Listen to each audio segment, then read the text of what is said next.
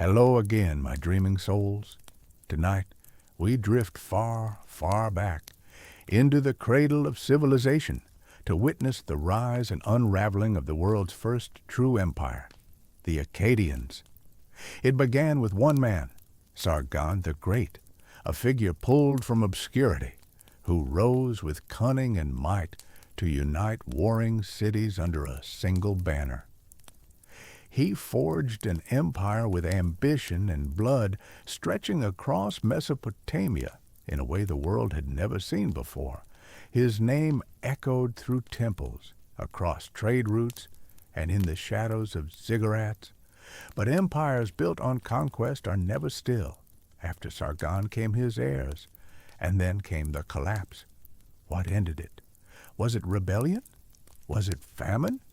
Was it the gods themselves, angry and silent in the desert wind?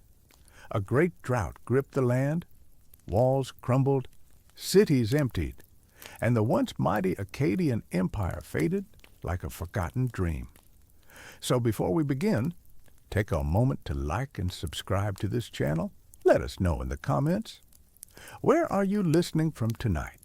Now, dim your lights. Breathe slow and let the ruins of Akkad whisper their secrets. Tonight, we wander through fallen towers and broken stone into the mystery of how the first empire rose and how it was lost. In the dry cradle between two rivers, where dust clings to the air and ancient winds whisper across cracked earth, a man rose from nothing. His name was Sargon. In the centuries to come, poets would call him king of the four corners of the world. He would be remembered as the founder of the first true empire in history.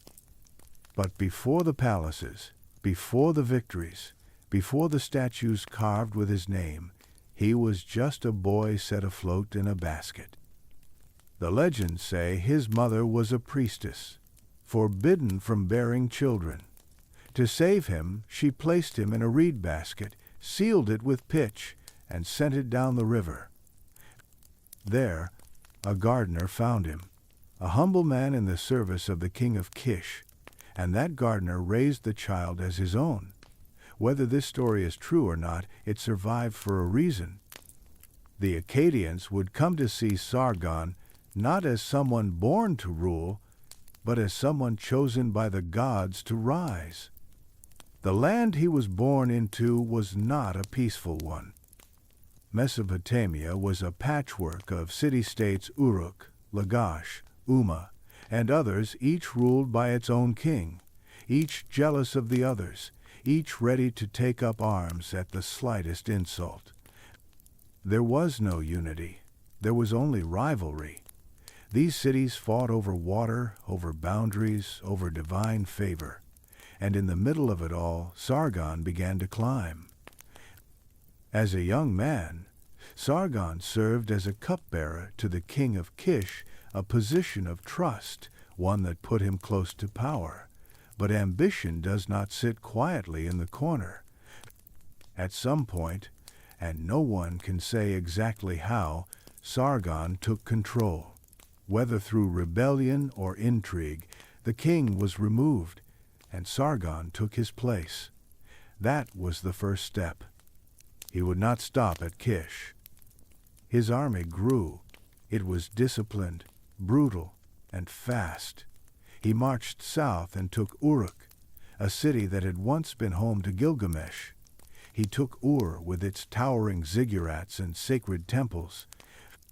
He took Lagash and Umma, cities that had been locked in conflict for generations. And with each conquest, he brought the cities into a single orbit, not as allies, as subjects. The Akkadian army was unlike anything Mesopotamia had seen. Soldiers marched in formation. They used bronze weapons, spears, and composite bows. They were supported by supply lines and enforced discipline. Cities that resisted were crushed. Cities that submitted were taxed and absorbed. The chaos of independent kings was swept aside by a new order, one man, one empire, one name carved into stone across the land. But Sargon did not just conquer, he built. He established a new capital at Akkad, a city so central to the world that its name would later define an entire language. Akkadian replaced Sumerian as the lingua franca of administration and trade. The empire spoke with one tongue, at least in theory. In practice, the old ways did not vanish, but they bowed their heads. Temples were raised in Sargon's name. Inscriptions praised his might, his favor with the gods, his wisdom. He declared himself the rightful ruler of all Mesopotamia and then looked beyond. His campaigns reached into the Zagros Mountains to the east, the Syrian plains to the west, and perhaps even the Mediterranean coast. He claimed to have washed his weapons in the sea, a poetic way of saying he had reached the ends of the world. But even empires cast long shadows. Not everyone accepted Sargon's rule quietly. Rebellions flared. The city of Uruk, proud and old, rebelled multiple times.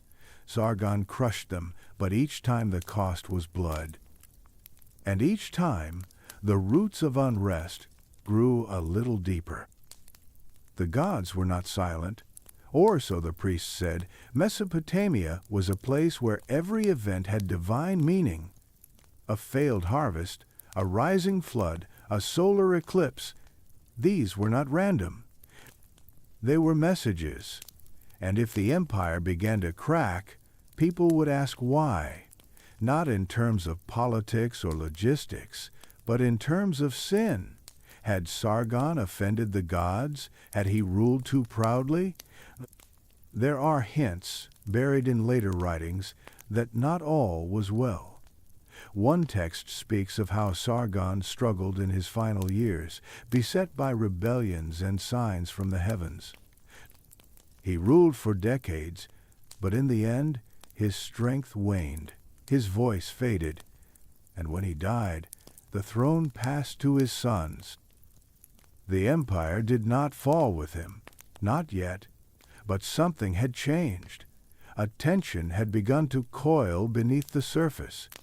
The unity Sargon had forged was held together by strength. Without his hand, cracks began to show. Still, for a time, the Akkadian Empire remained. It was the first of its kind, a single power stretching from the Persian Gulf to the mountains of Anatolia. Roads connected cities that had once warred. Trade flowed. Grain moved from fields to granaries to distant towns. Messages, written in cuneiform, traveled across clay tablets, stamped with the seal of the king. But behind the walls of Akkad, the world was shifting. To the north, the rains began to fail. The rivers shrank. Crops withered. In the south, old loyalties began to stir. Cities that had bent the knee remembered what it was to stand alone. Priests questioned the strength of kings. Soldiers questioned their orders. The land that had once bowed to Sargon's ambition began to lean away. And still the statues stood. Sargon's image, carved in diorite and placed in temples, stared forward with wide eyes and a calm face. His words, chiseled into stone, declared that his rule had been blessed by the gods themselves. But empires are more fragile than stone. They depend on faith, on fear, on the belief that power is eternal. And that belief was beginning to fade. In the next part, we will follow the rule of Sargon's sons, the struggle to hold an empire together, and the slow unraveling of a vision too vast for one generation to maintain. Because while Sargon rose from the river like a prophecy, those who came after him found themselves staring into a storm, and the gods, it seemed, were watching. After Sargon's death, the throne did not fall into chaos. His sons were prepared. He had built more than an empire. He had built a dynasty. The first to take the throne was Rimush, a man who inherited not only his father's power but also his enemies. The empire, though vast and impressive, was not calm. The city-states of Sumer, conquered and folded into Akkad's grip, were not content to remain quiet. Within the first year of Rimush's reign, rebellion surged across the southern plains. Cities that had once bowed to Sargon rose up. The old pride of Uruk and Lagash returned with fury. Rimush was not caught off guard.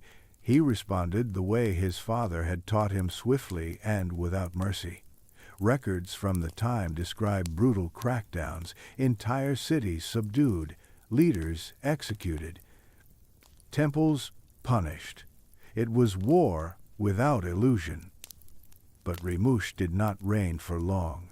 After 9 years on the throne, he was gone. Some say he was assassinated by members of his court. Others whisper of betrayal from within his own family. The records are thin, the truth blurred by time and stone. What is clear is that the empire, though still standing, was becoming more fragile.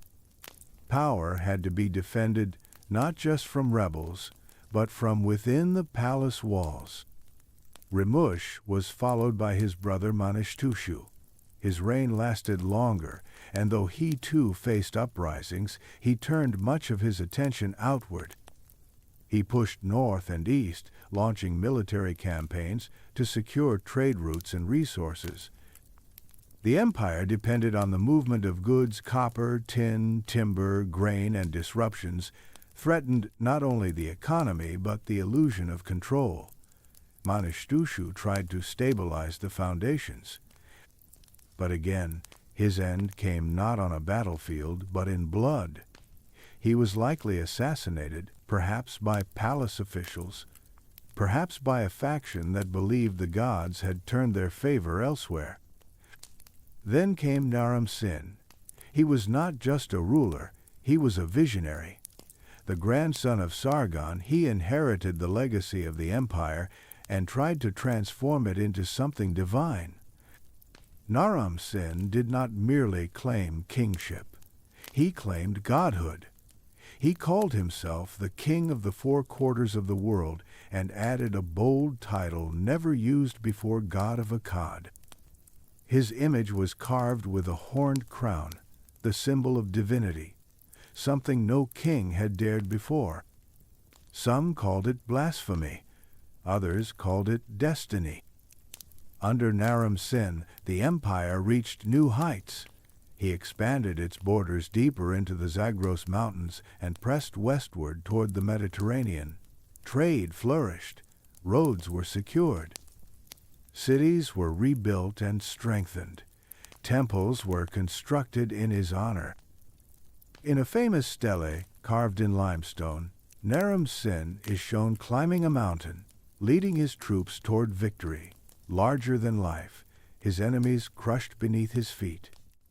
He stands alone, a divine figure ascending toward the heavens. But what rises too high casts a long shadow. During Naram-Sin's reign, a great rebellion broke out, not from the usual southern cities, but from a broad coalition of forces in the Zagros region. They were known as the Gutians' highland tribes, less organized, less urban, but fierce and relentless. Their attacks were not grand sieges. They struck trade routes, raided outposts, disrupted the careful systems that held the empire together. Naram-Sin marched against them, claimed victory, and for a time it seemed the empire had held. But the Gutians kept coming. Their pressure was steady, like the rising of floodwaters. Then the rains began to change. For reasons still debated by scholars, the climate across Mesopotamia began to shift. The southern plains, once fertile and green during the right seasons, started to dry. The rivers ran lower. Canals cracked. Harvests failed. Year after year the yields fell. Famine spread. Cities that had once been rich in grain and fish turned desperate. People abandoned villages and moved north in search of food and water. Naram-Sin's reign, which began in triumph, grew darker. Inscriptions speak of omens, of eclipses, of signs from the gods. One text describes how the great temples stopped receiving offerings, how the gods turned their faces away. It tells of 7 years of drought, of empty granaries and silent altars. People whispered that the king had overreached, that calling himself a god had brought punishment upon the land. The priests began to turn. Rituals failed to bring rain. The divine order that had supported the empire now felt broken. Rebellion was no longer just political, it was spiritual. Cities questioned not just the king's strength, but his right to rule. Still, Naram-Sin did not fall immediately. He fought, he rebuilt, he reorganized the administration. He tried to restore the flow of goods and faith, but the pressure was too great. When he finally died, the empire was no longer whole. It still claimed vast lands, but the grip was slipping. His successors faced a world that had changed. The Gutians were no longer raiders. They were settlers. The climate did not improve. The southern cities, once the jewel of the empire, became husks. Akkad itself, the mighty capital, begins to fade from the record. Whether it was abandoned, destroyed, or slowly swallowed by time, no one can say for certain. The scribes who once carved praises now carved laments. One surviving text, known simply as the Curse of Akkad, tells a story filled with sorrow. It says that the gods turned their backs on the city, that dust filled the streets, that the people wailed but no help came. The once mighty walls fell, the fields turned to dust, the markets were empty. And Akkad, once the center of the world, was no more. The poem does not speak of politics or strategy. It speaks of divine wrath, of fate, of balance lost. It reflects a people trying to understand how something so powerful could fall, how a king who called himself God could end in silence. In the next part, we will look deeper into the causes behind this collapse, not just the gods and omens, but the environmental changes, the pressure from nomadic groups, and the slow erosion of unity. Because empires do not fall in a day, they crack inch by inch until one day the light shines through, and by then it is too late to hold it all together. By the time Naram-Sin was laid to rest, the empire he had inherited and expanded was no longer what it had been. The walls still stood in many places. The titles were still spoken. The clay tablets still carried the seal of the king, but the pulse beneath it all had slowed. Something essential was slipping away, and those who followed him could do little to stop it. The heart of the empire, the land between the Tigris and the Euphrates, was changing, not in a way that could be fought with swords or banners, but in a way that seeped into everything. For generations, the great cities of Sumer had thrived on the seasonal floods. The rivers would swell, drop their silt, and leave behind fields of fertile mud ready for planting. It was a rhythm as old as memory. But now, that rhythm was broken. The rains in the north began to falter.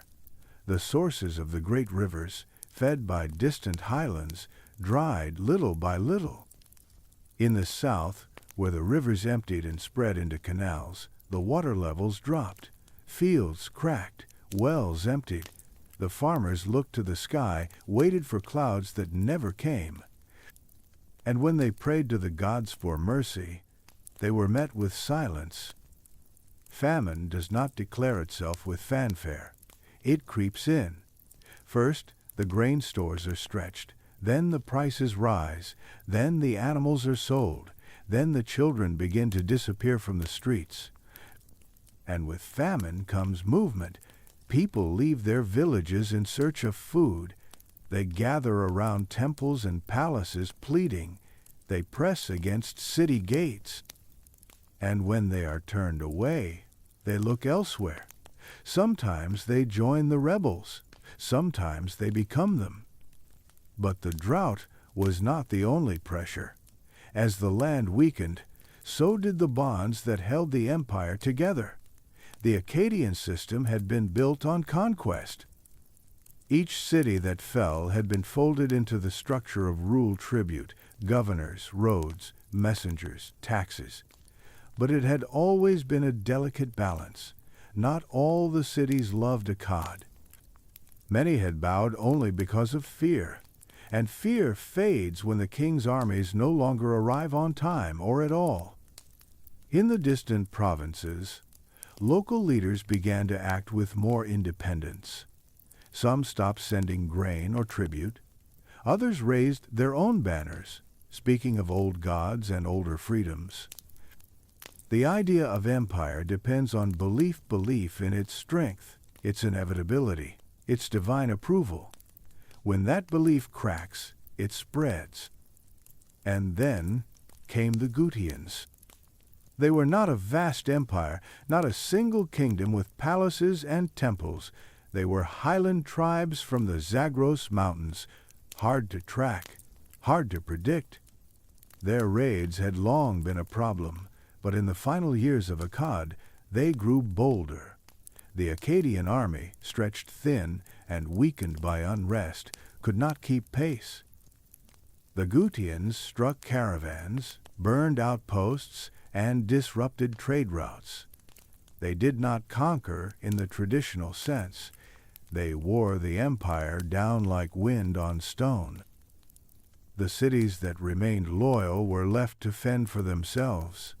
Some fortified their walls. Some turned inward, clinging to old rituals in the hope of divine favor. Others surrendered to new powers when it became clear that Akkad could no longer protect them. And what of Akkad itself? The capital, once a symbol of unity, began to vanish from history. No massive ruins have ever been found. No great ziggurat still stands bearing its name. It may have been destroyed. It may have been abandoned. It may simply have eroded into dust beneath centuries of wind and war. What is clear is that it ceased to be the heart of anything. The later kings who tried to hold on after Naram Sin faced a world that no longer believed in the Akkadian order. The temples were still there, but their gods seemed distant. The scribes still carved in cuneiform, but fewer and fewer tablets have survived. One by one, the cities of the south fell silent. Trade slowed. Rituals were abandoned. Granaries stood empty. Walls crumbled. There is a quiet grief in the way the records fade.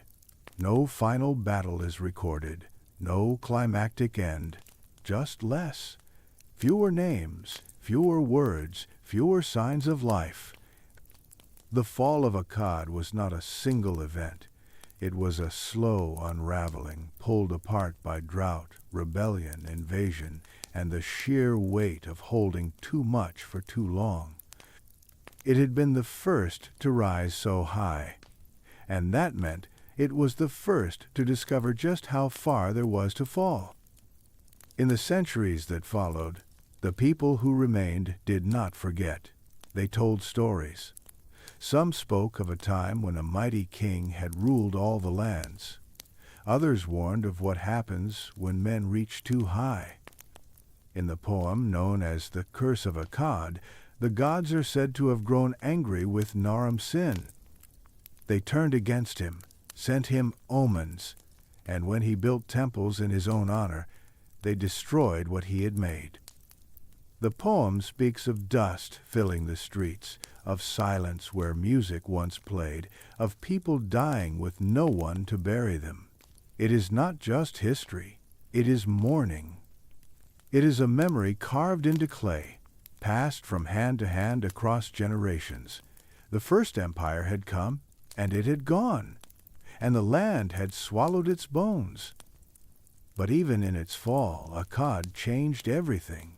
The idea of empire did not vanish. Others would follow. The Babylonians, the Assyrians, the Persians. All would build on what Sargon had begun. Roads, administration, unified language, royal power that reached beyond a single city's walls. The shadow of Akkad lingered long after the city was gone. In the next part, we will explore what happened after the fall, the rise of the Gushans, the dark age that followed, and the long silence that hung over southern Mesopotamia before a new power rose to take its place. Because the fall of an empire is not the end of a story, it is the beginning of a question. What comes next when the gods go quiet and the cities turn to dust?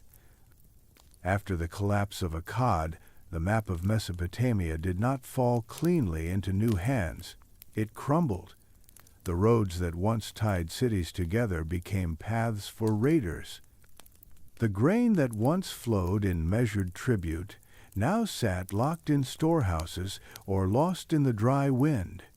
And where once there had been order, rough, imperial, but consistent, now there was only uncertainty. Into this silence stepped the Gudians. They came from the Zagros Mountains, the jagged eastern edge of the known world, where the land was steep and the people lived in scattered villages. The Gudians were not city builders. They did not raise temples to the gods of Sumer. They did not carve their names into limestone or build ziggurats that caught the rising sun. They were seen by the Sumerians as wild and unruly, barbarians, outsiders, but they were strong, and in a time of collapse, strength speaks louder than legacy. At first, the Gutians raided. They struck caravans, outposts, and minor towns. Akkad had once been able to respond quickly to such threats. But with the empire in pieces, there was no unified force to meet them. The southern cities, weakened by famine and their own rivalries, could do little to defend themselves. Gradually, the Gutians did more than raid. They settled, they claimed, and eventually they ruled. How they ruled is a harder question. The Gutians left few inscriptions. Their own language is barely understood. What we do know comes mostly from Sumerian scribes who lived through the aftermath. These scribes did not speak kindly. They called the Gutians cursed people. They said they knew no gods, that they destroyed crops and let the fields go fallow. They described them as dark, chaotic, and unfit to rule. But that picture, drawn by those who saw their own power lost, may not tell the whole story. The Gutians were not merely destroyers. They inherited a fractured land and tried, in their own way, to hold it. For a time, they succeeded. They took the city of Nippur, long a sacred center of religion in Sumer. Holding Nippur meant more than power. It meant legitimacy. Control of Nippur gave the Gutian kings a link, however fragile, to the divine order that had guided Sumer for centuries. Still, their rule was not welcomed. The Sumerian cities, especially in the south, never accepted them fully. Local leaders began to rise again. Not kings in the Akkadian style, but city governors, rulers, tied more closely to temples and local traditions. These governors began to assert their independence. They rebuilt their city walls. They revived old rituals, and they waited. It was a strange time. a space between stories. The land had known empire. It had known unity under Sargon and Naram Sin, but now it remembered what it was to be many instead of one. Each city returned to its own path. Some fought, some traded, some simply endured.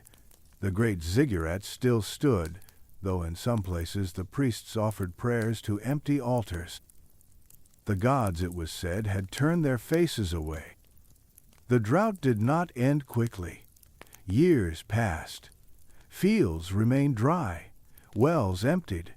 People continued to move, searching for places where the rivers still flowed. This movement spread unrest. Cities that could not support their populations grew unstable. Violence simmered beneath the surface. Yet even in this darkness, new seeds were planted. In the city of Lagash, one of the oldest centers in Sumer, a man named Gudea came to power. He did not call himself king. He called himself Ensi, a governor. But his rule was strong, and his vision was clear.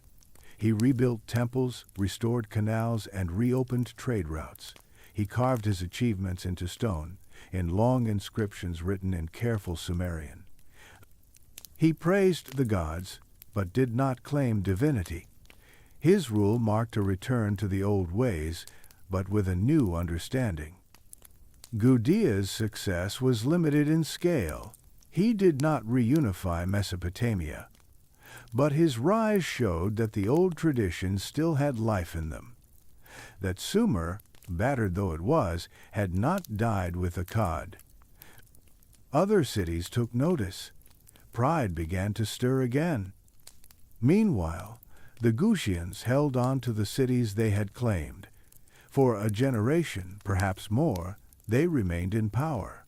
Some of their kings left inscriptions, though short and rare.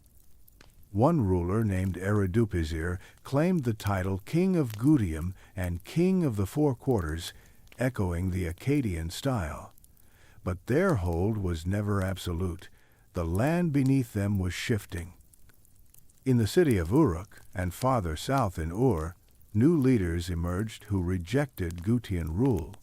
They formed alliances, raised militias, and began to challenge Gutian garrisons. At first it was small. Skirmishes, raids. But soon it became something more. A campaign, a movement. From the city of Uruk came Utuhengu, a man who declared himself king not just of his city but of Sumer. He marched against the Gutians, and in a battle remembered in later inscriptions, he defeated their king and captured him. This was not just a victory in war, it was a symbolic reversal. The chaos that had followed Akkad was ending. The Sumerians were reclaiming their voice. The Gutians did not disappear immediately, but their power broke. City by city they lost ground. Their rule had lasted perhaps a century, but now it faded like a mist after a long storm. What remained was a land ready to rebuild. In the next part, we will follow the rise of the third dynasty of Ur, the empire that came after Akkad, born from its ruins but shaped by the memory of its fall. It would be different in some ways, in others eerily familiar, because the lesson of Akkad had not been forgotten, and the dream of empire, once imagined by a boy in a basket, still echoed through the plains. The fall of Akkad and the rule of the Gutians left Mesopotamia scarred but not shattered. Beneath the ruins of collapsed cities and abandoned temples, the old spirit of Sumer still stirred. It had never fully vanished. It had only been buried under dust, fear, and silence. Now, in the wake of rebellion and drought, a new chapter was waiting to be written, and it would begin in the city of Ur. Ur had once been a jewel of the south, a center of worship, trade, and learning. Its ziggurat had stood high above the flat plain, a staircase to the heavens. During the Akkadian Empire, Ur had bowed like all the other cities, but it had never forgotten its own greatness. When the Gutians fell and Utu-Hengel's victory breathed life back into the Sumerian cities, Ur rose quickly, and at its head stood a man named Ur-Nammu. Ur-Nammu was not born into royalty. He was a military governor, a man of order and discipline, but he was also a builder, a strategist, and perhaps most importantly, a student of history. He had seen what had happened when power went unchecked. When the gods were ignored or claimed by mortal hands, he would build something new, or rather, something old reborn.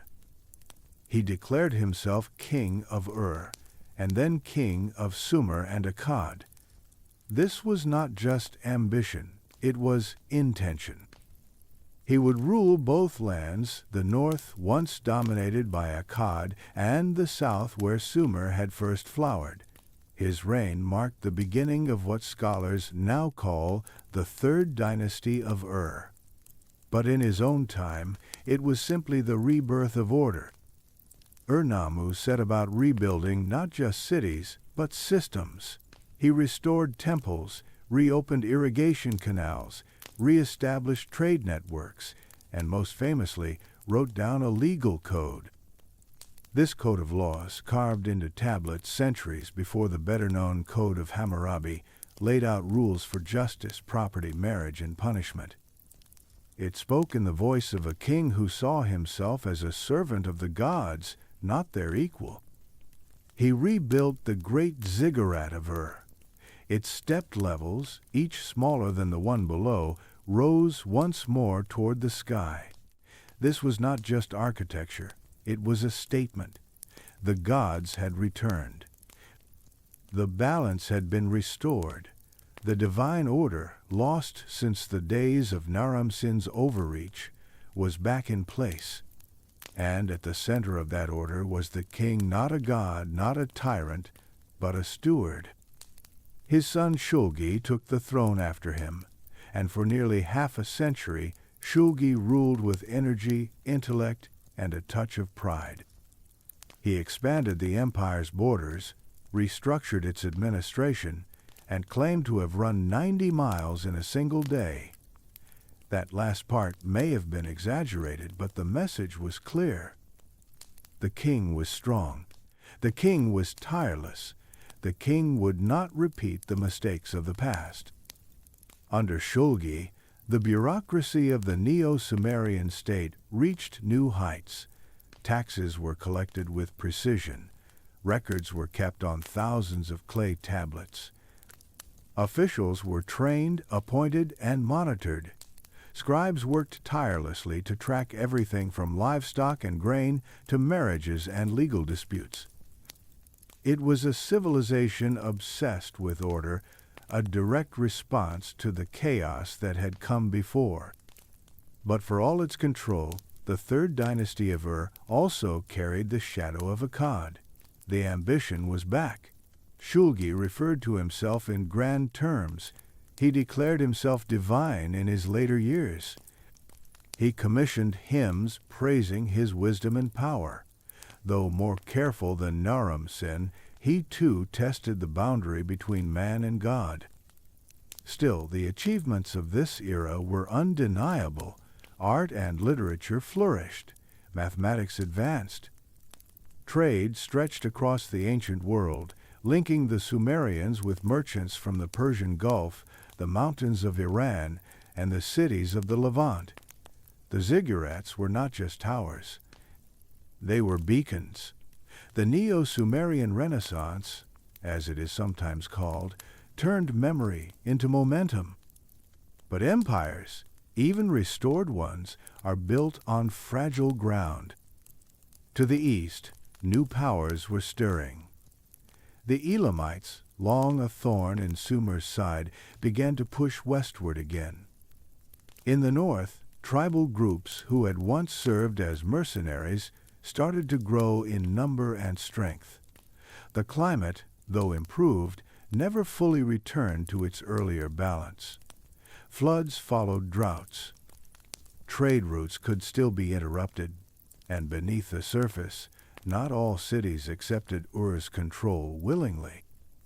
After Shulgi's long reign, his successors inherited a system that was tight, efficient, and heavily centralized. But centralization can become a weakness. When something cracks at the top, the damage ripples quickly downward. Communication slowed. Regional governors began to act with more independence. The unity that had seemed so strong under Ur-Nammu and Shulgi began to fray. The final kings of Ur tried to hold on. They fortified the cities. They increased military recruitment. They offered rich sacrifices to the gods, but the pressure mounted. The Elamites struck with more force, raiding towns, disrupting supply lines. In the south, rebellion flickered again. The very order that had been the dynasty's greatest strength began to turn rigid, brittle, inflexible in the face of change. In the last years of the dynasty, the great city of Ur was attacked.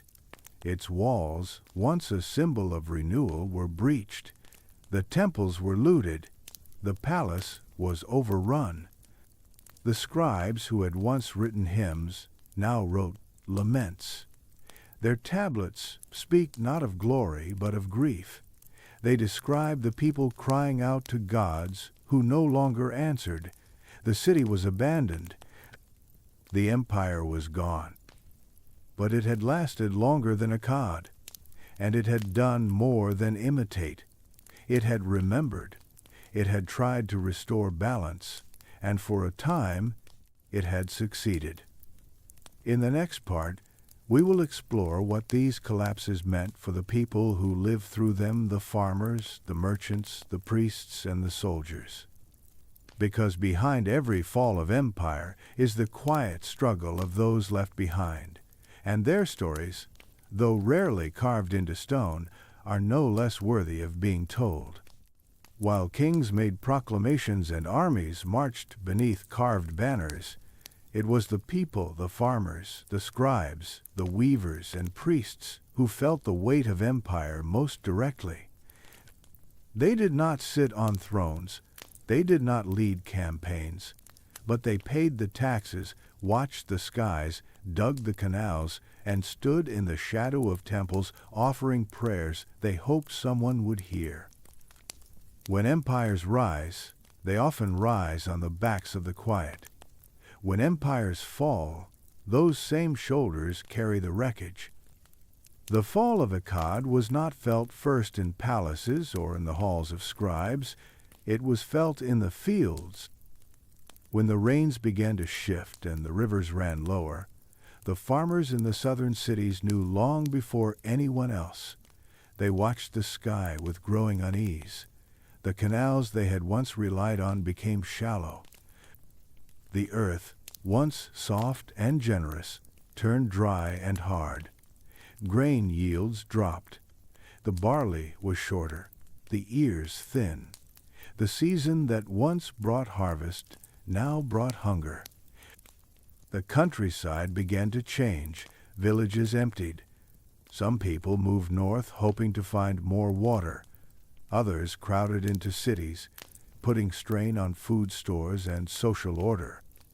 Families who had once farmed their own land found themselves working in temple fields, trying to survive on reduced rations. Many offered their children to temple service or bonded themselves into labor just to avoid starvation. In the markets, prices rose. A measure of barley that once fed a family for a week became unaffordable. Merchants grew nervous. With trade routes increasingly dangerous, goods stopped arriving on time or at all. The copper from Oman, the timber from the north, the lapis lazuli that had once gleamed in royal statues all became rare, expensive, and sometimes unreachable. Scarcity breeds tension, and in the cities tension turned to fear. Scribes, once secure in their positions, began to find their work shifting. Instead of writing hymns or recording shipments of grain, many turned to composing complaints, contracts for debt, and desperate pleas for legal resolution. A growing number of tablets from the later Akkadian period show disputes between neighbors, legal challenges over food and property, and warnings about theft, violence, and fraud. The fabric of trust that holds a society together had begun to fray. Priests faced their own crisis. For centuries, they had been the interpreters of divine will. They watched the stars, read omens in animal livers, and led rituals to ensure the favor of the gods. But now the signs were unclear, or worse, clearly bad. Eclipses, strange weather, unseasonal storms, failed rituals. The people asked, why? The priests answered with ancient formulas, but fewer and fewer believed. The temples grew quieter. The gods, it seemed, had gone silent. In this silence, fear took on new shapes. Some blamed foreign invaders. Others whispered of forgotten gods, angered by broken oaths or disrespect. Some spoke of Naram's sin and the arrogance of declaring himself divine. In a land where the divine was deeply entwined with the cycles of nature, famine felt like punishment, and punishment required a reason. Within the cities, authority began to shift. As royal power weakened, local leaders began to rise. Some were priests. Others were wealthy merchants or respected elders. Councils began to take more control over daily life. In some cities, these new leaders brought stability. In others, they seized power and ruled by fear. Soldiers once loyal to the empire found themselves scattered. Some returned home, others became mercenaries, selling their skill to whoever had the silver to pay them. Bands of armed men, no longer bound by king or city, began to appear more frequently. They patrolled the countryside, sometimes protecting, sometimes looting. The boundary between order and banditry blurred. And yet, life continued. Even in collapse, people endured. The baker still rose before dawn to knead dough, though the bread was smaller. The potter still shaped clay on the wheel, though fewer came to buy. The shepherd still watched the stars above the hills, even if the flocks were thin. In the ruins of broken empires, there is always the quiet persistence of daily life. In some places, this persistence became resistance. Farmers rebuilt old canals by hand, without state support. Families formed alliances across city lines, sharing resources and watching one another's backs. Temples, though diminished, continued to perform basic rites. Births were still celebrated. The dead were still mourned. Stories were still told by firelight. One such story was written in the generations after the fall, a poem known now as The Lament for Sumer and Ur. It is a song of sorrow, but also a memory. It speaks of a world where the gods turned away, where the walls were breached, and where the streets ran empty. It does not name every king or explain every cause. Instead, it feels, it remembers. And through that memory, it preserves something essential. Because when an empire falls, it does not disappear all at once. It lingers in habits, in architecture, in language. The clay tablets still speak, even if the scribes who wrote them are long gone. The fields still bear the scars of ancient canals. The people who remained after Akkad and after Ur did not see themselves as the end. They were the next chapter. And they knew, even in the silence, that new voices would rise. In the next part, we will explore how memory itself shaped the legacy of the Akkadian Empire, how later kings, centuries removed, looked back at Sargon and Naram-Sin and tried to draw power from their ghosts. Because the past, even in ruins, has gravity, and in Mesopotamia, nothing stayed buried forever. Long after Akkad's streets had gone silent, after its temples were swallowed by dust and its statues toppled by time, its name still carried weight. The people who lived in the centuries that followed did not forget the empire. They remembered, and in remembering, they reshaped it. What was once real became legend. The names of kings who had ruled with absolute authority, who had stamped their seals into wet clay and crushed rivals beneath chariot wheels, were now spoken with awe. Not as political leaders, as figures in a long mythic shadow. In the minds of later kings, Sargon and Naram-Sin were not only rulers of men, they were chosen, fated, even divine. Sargon, in particular, became larger than life. Stories about him began to grow, not in dusty corners of history, but in the very courts of future empires. Later rulers, especially in the Neo-Assyrian and Neo-Babylonian periods, told tales of his humble beginnings. The boy set afloat in a basket, the gardener who found him, his rise from obscurity to mastery over the world. These were not simply historical details. They were signs of destiny. The more time passed, the more perfect the story became. Sargon was remembered not as a man with flaws and failures, but as an ideal, the conqueror of the world, the founder of unity, the original king. And as with many figures elevated by memory, what was inconvenient was forgotten. What was glorious remained. Later scribes wrote down these stories. They composed royal inscriptions that borrowed the language of Akkad. They repeated the titles King of the Four Quarters, King of Sumer and Akkad. And in doing so, they tried to borrow some of the power that still clung to those old names. If Sargon had ruled the world, then to echo his name was to share in that power. Naram-Sin, too, became a legend, though in a different way. He was remembered not only for his strength, but for his pride. His divine status, once proclaimed in stone and celebrated in life, became a warning. The Curse of Akkad, a poetic text written long after his reign, tells of how he angered the gods. In that tale, Naram-Sin sees signs of divine displeasure. He consults the priests, who tell him to wait, but he grows impatient. He launches an attack on the temple of Enlil, the great god of air and order. In response, the gods unleash destruction, famine, rebellion, invasion. The empire collapses. Akkad is lost. This story, whether true or not, became part of how later generations understood empire itself. It was a warning about overreach, about forgetting one's place, about the danger of claiming divine power too boldly.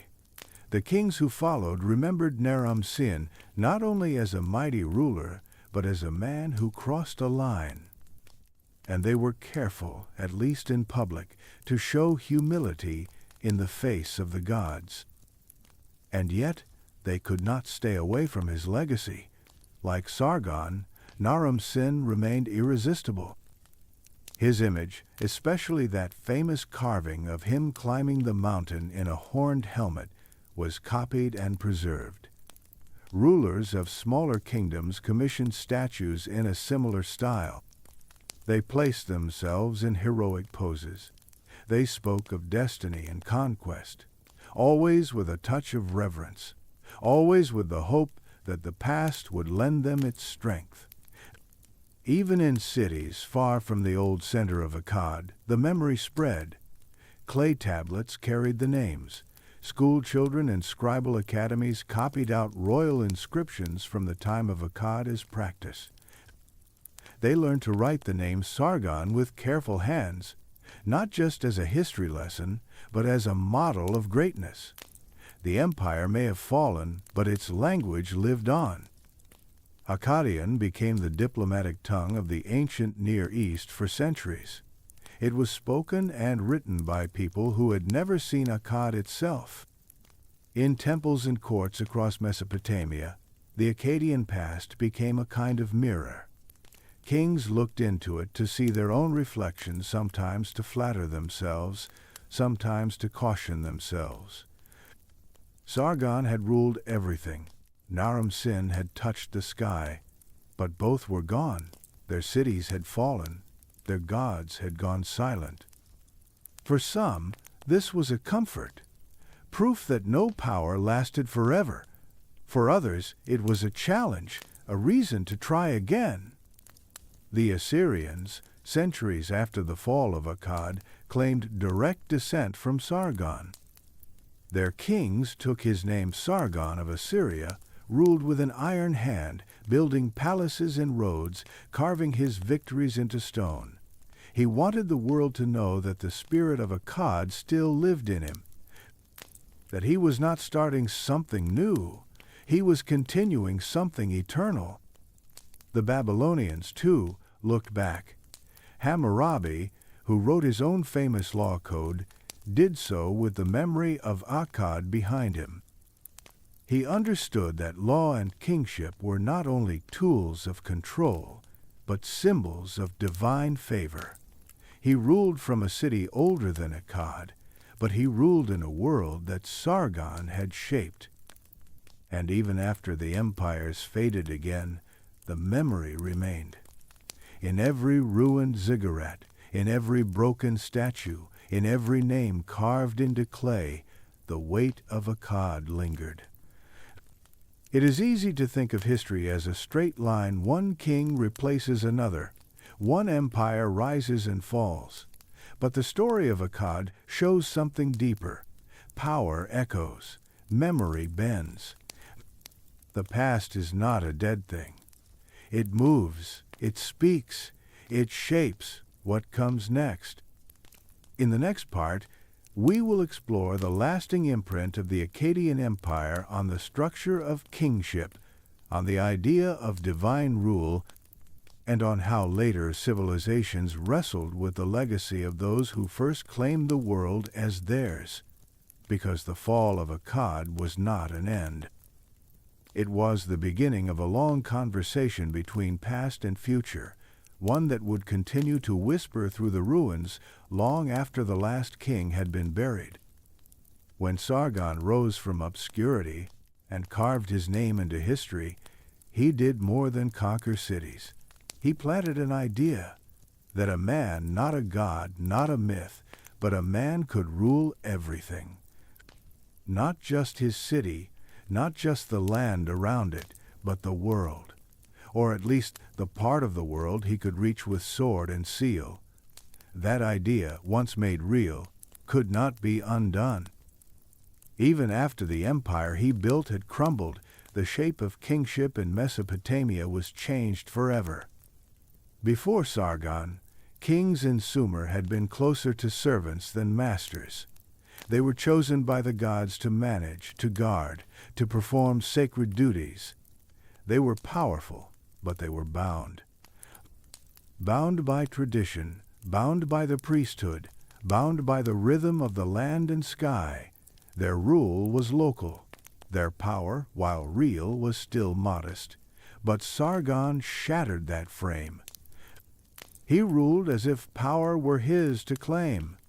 And because he succeeded, others believed they could too. Later kings, even in different cities and under different skies, understood that to be a ruler in the shadow of Akkad was to walk a narrow path.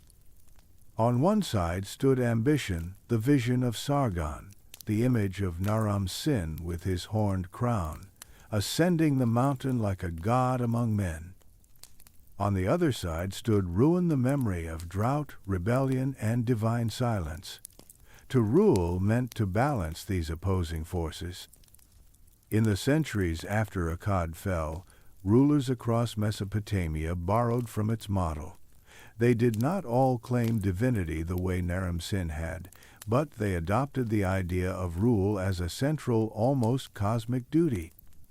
They expanded their titles, echoing the Akkadian formula, King of Sumer and Akkad, King of the Four Quarters.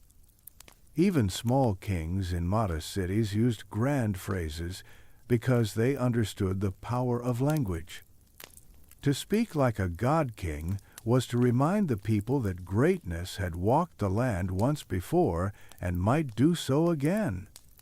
The third dynasty of Ur, which rose after the fall of the Gutians, leaned heavily on Akkadian precedent. Ur-Nammu and his son Shulgi saw themselves as restorers. They rebuilt temples, codified law, and reimagined bureaucracy with Akkad as a blueprint. They praised the gods with humility in public, but they also inscribed their greatness in stone. Shulgi even called himself divine in the later years of his reign. He had watched the balance.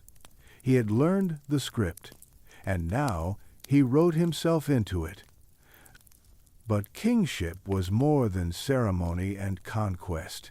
It was administration. Akkad had shown what could be done with scribes, seal-bearers, and a system that reached across distances. That lesson endured. Later empires did not just conquer. They organized, they counted the grain, they issued decrees, they kept records on clay tablets and sent messages from city to city on routes first cleared by Akkadian hands.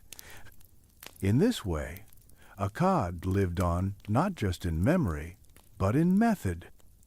The Akkadian model also reshaped how kings related to the gods.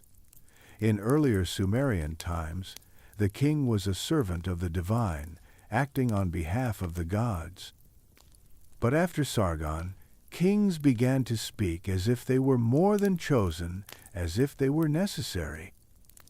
The idea took hold that the king stood between the people and the heavens, interpreting will, giving shape to fate.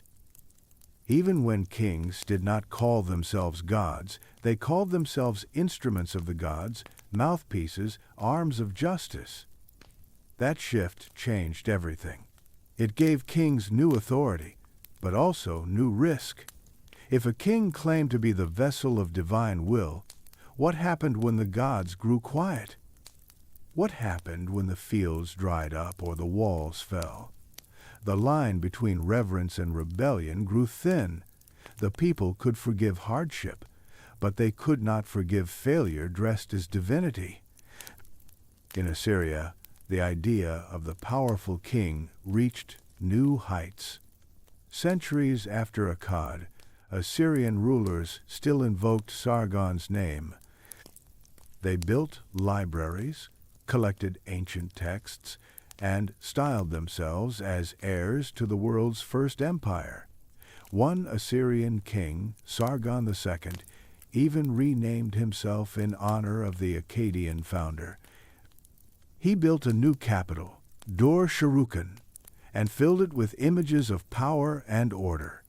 His rule was an echo, a revival, and also a warning. Because like Akkad, his dream would not last forever. Babylonian kings, too, looked to the Akkadian past. Hammurabi, one of the most famous of all ancient rulers, ruled from a city older than Akkad, but shaped by its memory. His law code is the most complete to survive, but it builds on foundations laid in the Akkadian and Ur periods. He spoke as a servant of the gods, but also as a supreme judge. His throne was not just a seat, it was a symbol of cosmic justice, rooted in a tradition born with Sargon's empire. Even in times of chaos, when no empire stood, the memory of Akkad lingered. In the laments written after the fall of Ur, Sargon and Naram-Sin, appear like ghosts, warnings of what happens when kings forget their place. These texts were not mere nostalgia. They were instruction. They were lessons carved in loss. The legacy of Akkad also reached into language itself. Akkadian became the language of diplomacy and administration across much of the ancient Near East. Even long after the empire was gone, even in foreign courts and among different peoples, scribes wrote in the script first shaped in Sargon's court. Cuneiform tablets in Akkadian have been found from Egypt to Anatolia. The words carried meaning, but they also carried memory. To write in Akkadian was to step into a tradition that had once tried to shape the world. But for all its influence, Akkad was not eternal. No empire is. What Sargon began was not a formula for endless power. It was a mirror one that showed what kings could become and what they might lose. The lessons of Akkad were not always heeded, but they were never fully forgotten. Every king who raised a banner in Mesopotamia, every priest who anointed a new ruler, did so with one eye looking back. In the next part, we will look at how archaeology brought the Akkadian Empire back to life in modern times, how clay tablets, buried cities, and long-lost inscriptions slowly revealed the story of the world's first empire. Because even when the past seems silent, it waits. And one day, if the light is right and the earth gives way, it speaks again. For centuries, the Akkadian Empire was a whisper, a name without a face, a shadow barely visible through the stories of later kings and the fading echoes of temple hymns. There were no standing walls to walk through, no pyramids piercing the sky. The city of Akkad itself had vanished so completely that even its exact location remains a mystery to this day. What was once the center of the world became an absence, an open question carved into history.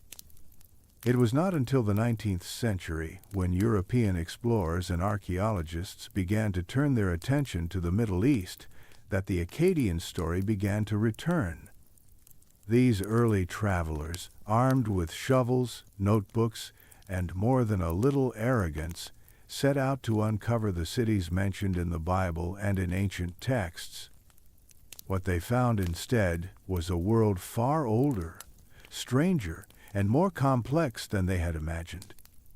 Among the ruined mounds of Mesopotamia, they began to unearth clay tablets covered in strange, wedge-shaped marks. These tablets were everywhere.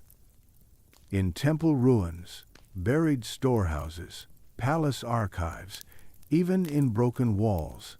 Some were cracked and blackened by fire. Others were perfectly preserved, as if the scribe had just set them down and walked away. These marks, known today as cuneiform, turned out to be the written language of the ancient Sumerians and Akkadians. At first, no one could read them. The script was dense, the symbols unfamiliar.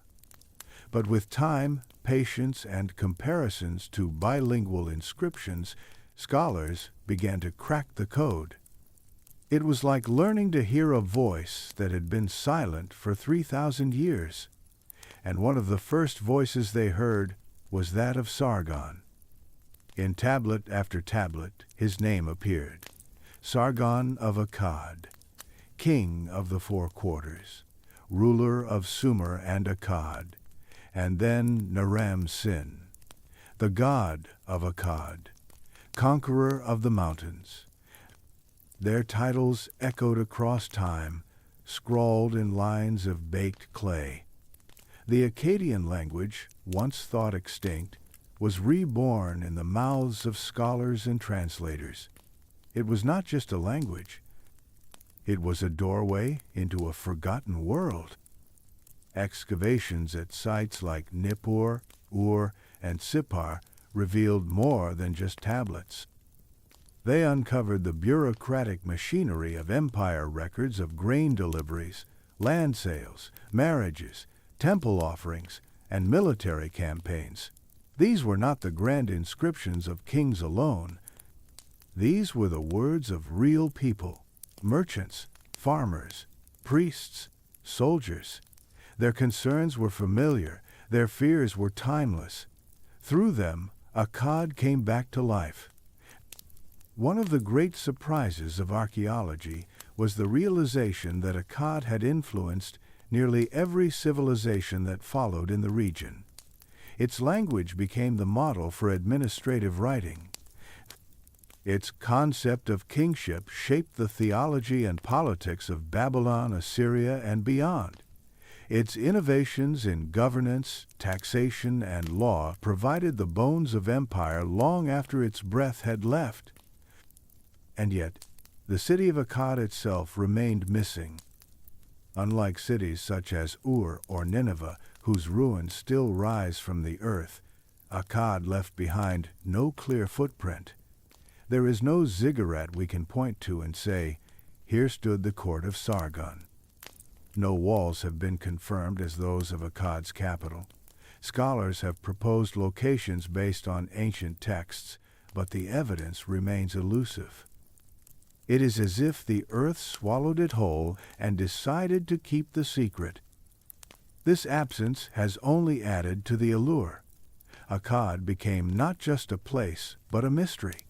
It forces us to imagine, to fill in the gaps with what we know and what we hope to find. And in a strange way, that mystery mirrors the nature of empire itself. Something immense, powerful, unforgettable, and yet so easy to lose. Modern technology has deepened the search. Satellite imagery, remote sensing, and careful surveys continue to examine the land between the Tigris and Euphrates. Somewhere beneath those plains, Akkad still sleeps. Maybe it was built with lighter materials. Maybe the river changed course and washed it away. Maybe the bricks were carried off by later generations and used to build new cities, layer upon layer of history folding in on itself. Even without its walls, the Akkadian Empire has left an imprint that cannot be erased. It lives in museum collections, in the quiet corners of library shelves, in the painstaking translations of dusty tablets. Scholars still argue over dates and interpretations. Was there really a drought? Did the Gudians bring about the collapse or just take advantage of it? Was Naram-Sin cursed by the gods or simply unlucky? The truth, as always, lies somewhere between the lines. But more than facts, what has emerged is a feeling, a sense of scale, of ambition, of a people who tried to hold the world in their hands and nearly succeeded. In their writing, their art, their systems, there is a kind of clarity. They knew what they were doing. They believed in their place in the order of things, even when the order failed them. And through archaeology, we are reminded that nothing is ever truly lost. The clay holds memory. The ground remembers. All it takes is one more dig, one more translation, one more unexpected find in the corner of a ruined archive to change everything. In the next and final part, we will return to the story itself, to the rise, the reign, and the ruin, and reflect on what the Akkadian Empire still has to teach us. Because in its fall, there is something deeply human, something we recognize in ourselves, and something we still have not quite finished learning. It began with a child in a basket. That much the old legends agree on. A baby set adrift on the river, cradled in reeds and pitch, carried by the current through a land divided by old rivalries and sacred walls. He was lifted from the water not by kings or gods, but by a gardener, a quiet symbol of how power can rise from the margins. That child became Sargon. The name means true king, and he lived long enough to prove it. Sargon rose from the soil of Mesopotamia and bent it to his will. He was not the first to dream of conquest, but he was the first to give that dream form. He built a capital, raised armies, and unified a patchwork of city-states into something new, an empire.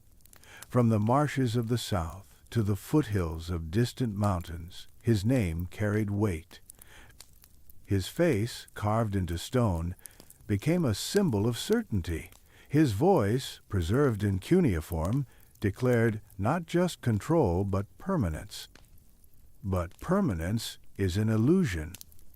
His empire outlived him barely. His sons fought to keep it standing, battling rebellion, drought, and each other.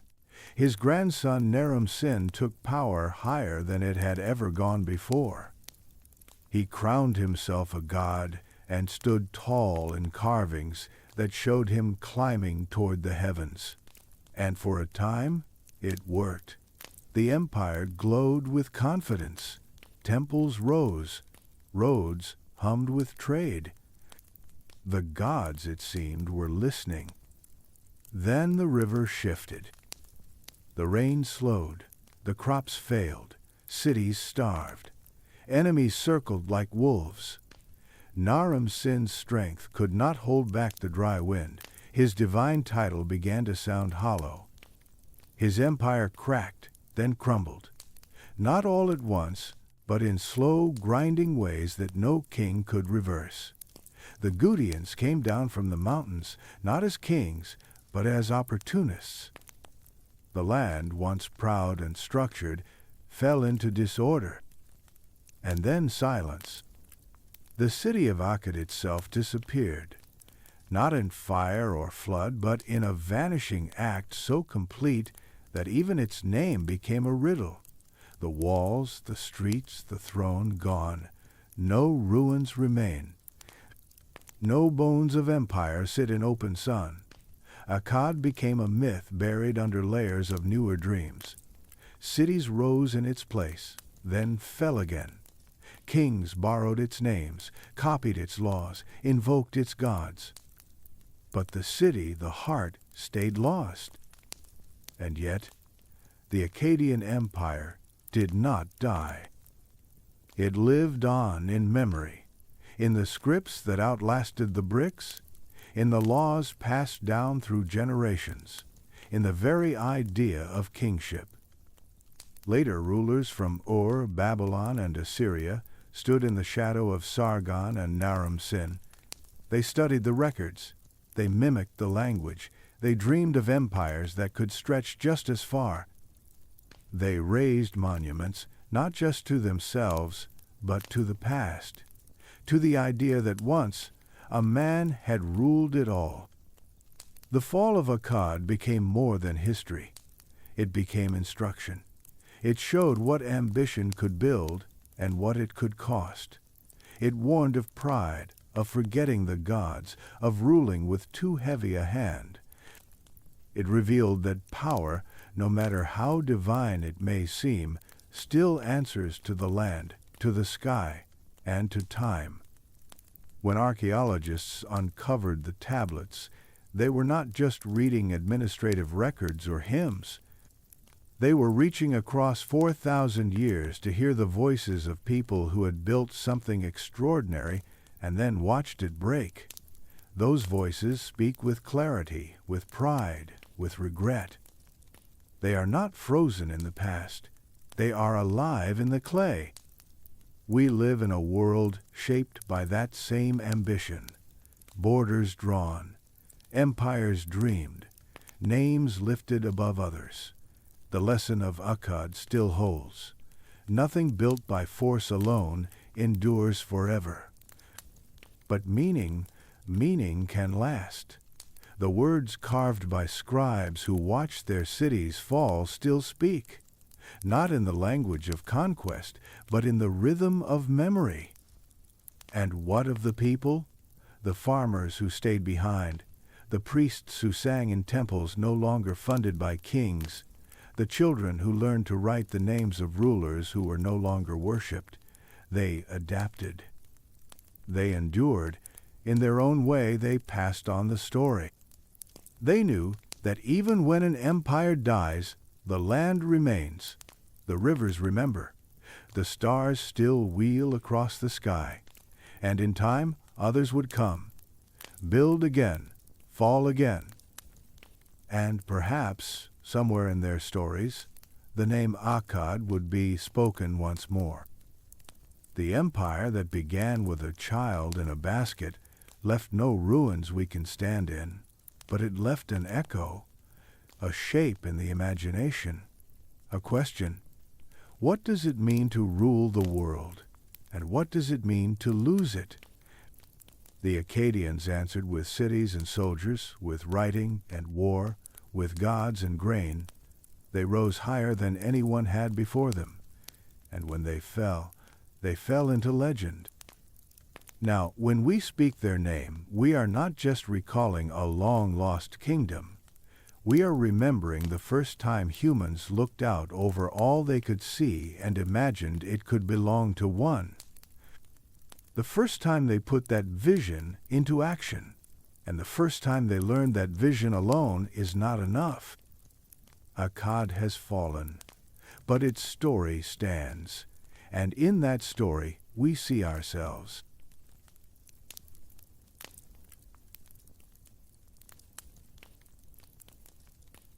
It begins with the land between rivers.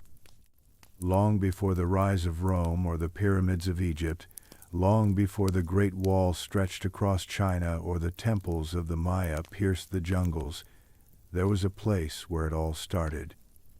Civilization, writing, kingship, war, law, irrigation, astronomy, all of it has roots in a stretch of land cradled between two mighty rivers, the Tigris and the Euphrates. This place, known to us as Mesopotamia, was not one kingdom, but a tapestry of city-states, cultures, and shifting powers. But more than that, it was where people first turned wild soil into cities and gods into law. You have to imagine the scene. 6,000 years ago, there were no maps, no borders, no roads, just vast plains, occasional marshes, and the twin rivers that gave the land its breath. Every spring they would flood, dragging with them silt and life, soaking the flat lands in nutrients. Early people, drawn by the seasonal rhythms, learned to wait. They watched how the rivers moved. They began to dig channels and shape dikes with their hands. Where once there had been flood and famine, they created control. And from that control, they carved out the first cities humanity had ever known. It started small. A village here, a settlement there. People made homes of mud brick. They raised sheep and goats. They grew barley and wheat. They worshipped the forces they feared: storms, rivers, fire. Over time, the villages grew larger. More families came. People needed rules. They needed leaders. They needed someone to tell the gods that the people were trying. And so temples rose up in the middle of the cities. Not just simple shrines, but ziggurats, man-made mountains built brick by brick. These were the centers of life. From the temple, the gods looked down. And in the name of those gods, priests and rulers governed the people. The city of Uruk was one of the first to rise. It was unlike anything the world had seen. 50,000 people lived there, maybe more. A sea of people in mud brick homes surrounded by canals and storehouses and walls. In the center of it all stood the great temple of Inanna, the goddess of love and war. People believed she walked through the streets at night. They left offerings. They sang her name. And in her name, kings rose and ruled. One of the rulers of Uruk would become legend. His name was Gilgamesh, part man, part god, or so the story went. He would later be the hero of one of the world's oldest epics. Whether he truly lived is uncertain, but his name and his story spread like fire through the cities of Sumer.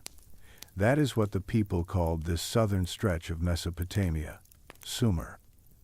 A land of independent cities, each with its own god, its own walls, and its own pride. Uruk, Ur, Lagash, Eridu, Nippur names carved into clay that still survive. But it was not just cities and kings, it was writing. That was the real turning point. The people of Sumer created a way to speak without sound. They pressed wedge-shaped marks into wet clay with a reed stylus, cuneiform. At first, it was for records, grain shipments, taxes, workers. But soon, they wrote prayers, laws, stories. Even dreams. It was the first script. Others would follow, but this was the spark. Imagine the world before writing. Nothing was permanent. Stories had to be remembered. Numbers had to be counted by hand. Laws had to be told and retold. But with writing, they could record everything. They could send messages. They could write contracts. They could leave something for those who came after. They could, in a way, become immortal. Of course, there was darkness too. With civilization came conflict. The city-states did not live in peace. They fought over water, over trade, over land. Armies marched. Sumerian kings recorded their victories on stone steles and temple walls. They named themselves servants of the gods, but their hands were red with war. As the cities grew in wealth and power, so too did their rivalries. In time, a man named Sargon would rise in the north and forge the first empire the world had ever seen, but that is a tale for another time. The people of Sumer left more than stone and brick. They left myths, stories of gods who quarreled like men, of a great flood sent to punish the world, of the creation of humans from clay. These stories, buried for millennia, would echo into other cultures. Later, the Hebrews would tell of a man named Noah. The Greeks would speak of Pandora and Prometheus. But their roots, in many ways, begin here, in the cracked earth of Sumer. The land itself is almost unrecognizable now. The rivers have shifted. The cities lie in ruins beneath the soil of southern Iraq. But archaeologists have uncovered their bones. They have found the temples, the tablets, the tools of life and death. They have walked through the gates of Ur and stood beneath the crumbled bricks of ziggurats that once touched the sky. And even now, thousands of years later, it feels strangely familiar. The need to write, the urge to build, the desire to make something last. It all started here, in the land between rivers. This was the first breath of civilization, and it was only the beginning. It is easy to forget that the cities of ancient Mesopotamia were not simply ruins and myths, but living, breathing places filled with ordinary people. Long before kings carved their victories in stone and priests read omens in the stars, life unfolded in the narrow streets between mud-brick homes. The hum of voices, the clatter of pottery, the scent of baked barley and warm clay, these were the daily rhythms of a world quietly inventing the future. A typical home in a city like Ur or Lagash was not grand. It was built with sun-dried bricks, often with 2 or 3 small rooms, sometimes even a second floor if the family was fortunate. The roof was flat and used for sleeping in the cooler night air. There was no glass in the windows, only wooden shutters. Floors were swept smooth and covered in woven reed mats. The people who lived in these homes rose with the sun and moved with the pace of the seasons. Their lives were measured not by hours, but by harvests and floods. Fathers worked in fields outside the city walls or in the workshops near the temple. Farmers plowed with wooden tools drawn by oxen, turning the dark soil made fertile by the river. They grew barley, wheat, flax, onions, lentils. Irrigation canals carried water from the Tigris and Euphrates across wide fields, and the management of those canals was critical. A blocked channel or a broken dam could ruin a year's crop. So, even in the earliest days, the work of farmers was tied to the decisions of city officials and overseers who watched the flow of water like priests watched the skies. Inside the cities, craftsmen shaped the goods of daily life. There were potters who spun clay into bowls and jars, their hands moving with a rhythm passed down for generations. Metalworkers hammered copper and bronze into blades and tools. Weavers made cloth from wool and flax, their looms clacking in courtyards open to the air. And there were builders, skilled in the art of brick and bitumen, who laid the foundations of temples and homes with an eye for balance and strength.